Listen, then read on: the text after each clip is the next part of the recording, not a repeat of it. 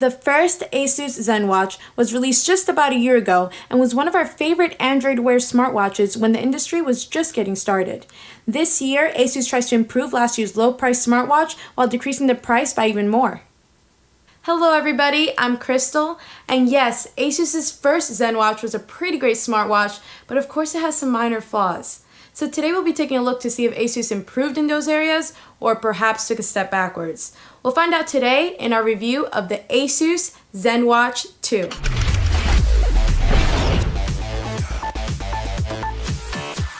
While most Android smartwatches tend to all operate and perform the same, the design of the watch oftentimes is the main selling point. And in this area, the ASUS ZenWatch 2 shines, literally. The watch is made from high-quality stainless steel, which looks and feels very elegant and beautiful. Its design closely resembles a traditional luxury watch while maintaining a nice simple form. And it's also not too flashy, which is good in a world still adjusting to the idea of smartwatches. You have some choices in color of the stainless steel, from silver, gunmetal, or even rose gold. Another choice ASUS gives its users this time around is the actual size. So you can pick up the ZenWatch 2 in a big 49mm model with a 1.63-inch display or a 45mm model with a 1.45-inch display. We've been using the 49mm model, and with me being a very short girl with small wrists, it feels very comfortable, and a lot of that is thanks to the thinness of the watch. It's not as bulky as most smartwatches on the market right now, and you'll forget that you're wearing it very fast actually. It's very easy to exchange bands on the ASUS ZenWatch, still by the little sliding mechanisms next to the body of the watch. It's one of the easiest ways to take on and off watch bands on a smartwatch that we've tried so far.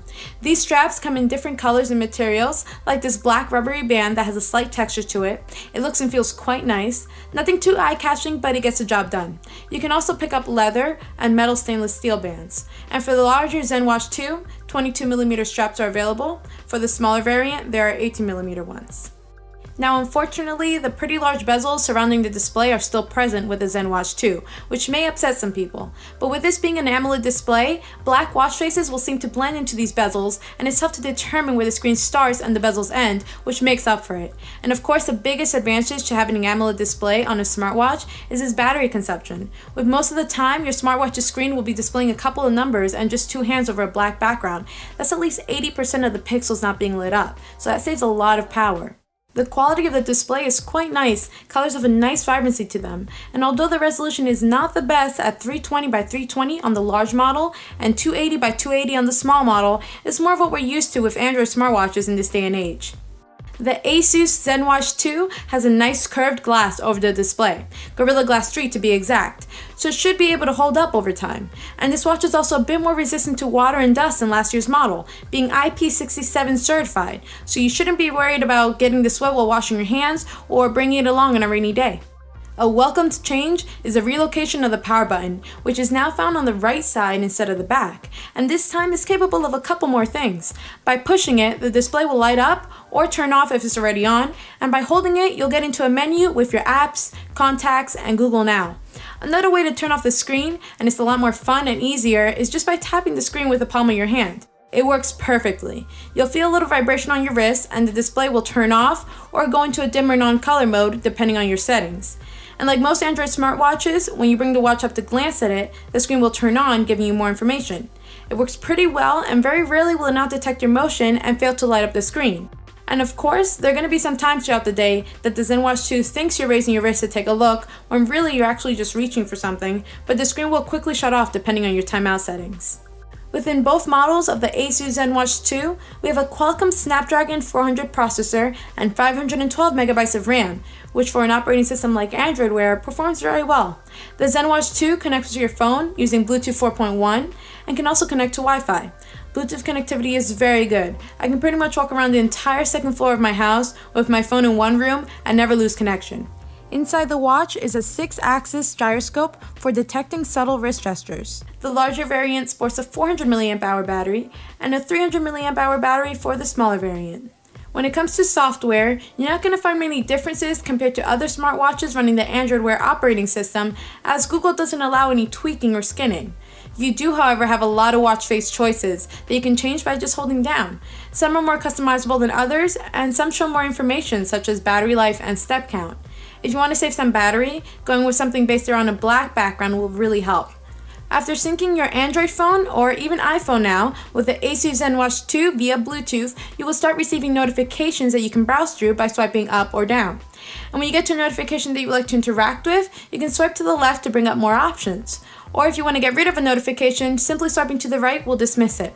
While the screen is on, you can initiate voice commands by saying "OK Google" to send text, check weather, etc. Really, the main way to respond or do things on these smartwatches is with your voice, so thankfully voice recognition is very reliable. The watch does a very good job of remaining fast and smooth while navigation through cars and menus. Very few stutters are noticeable, so it's safe to expect a very fast and reliable experience using the ZenWatch 2. Of course, you can keep track and adjust settings through the Android Wear app on your phone, where you can view battery life graphs, change watch faces, and mess with other settings. But ASUS has some great apps of their own where you have some extra freedom to enhance your smartwatch experience. With the ZenWatch app, you can trigger a Find My Watch alarm, send emergency messages to close contacts, and even launch a flashlight, which may not be too helpful. Another ASUS ZenWatch app called Remote Camera allows you to view what your phone camera is seeing through your watch. Once again, I'm not sure how many people actually find this useful. And lastly, one more ASUS ZenWatch app worth mentioning is their Wellness app, which can be an alternative to Google's Fit app. It's a little silly how ASUS broke up every little feature into their own independent apps when they could have just made one ZenWatch app that could do it all, so you may want to just stick with Google's Android Wear apps to make this simpler. Battery life on the first generation of the ZenWatch was pretty good, lasting a day to a day and a half before needing to charge. Now at first, battery life on the ZenWatch 2 was horrible. It was tough to get through a full day without the watch dying. It would make it for the first 9 or 10 hours before hitting 0%, and this is with the brightness set to 3, a medium setting, and the screen always on ambient mode. But after a couple of charging cycles, the ZenWatch 2's battery was performing a lot better, lasting at least a full day to a day and a half.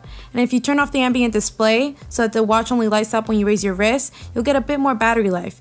But you're probably going to want to keep ambient display on so you can view the time without raising your wrist. Now the charging experience on the new ASUS ZenWatch 2 has tremendously improved. There's no dock or cradle included, but instead is a magnetic pogo pin connector that makes connection for charging very easy. The charger also charges pretty fast. I was able to go from 0 to 50 in about 30 minutes, which is pretty impressive. Probably the biggest selling point of the ASUS ZenWatch 2 is its price. It's priced very low for an Android smartwatch. For the silver 49mm model, it only set you back $129, and that's including the rubber wristband. There's also a Best Buy exclusive for the 49mm in the gunmetal color, and with that you'll receive a leather wristband for $149. And for the smaller 45mm model, it'll cost you $149, including a leather wristband. An Android smartwatch of this quality and of this price is a steal. If you're just getting into the smartwatch field, this ZenWatch 2 is more than perfect, as it sports a beautiful, luxurious look while still having very simple aesthetics so it is not too showy, which is a big concern for people thinking about wearing smartwatches for the first time.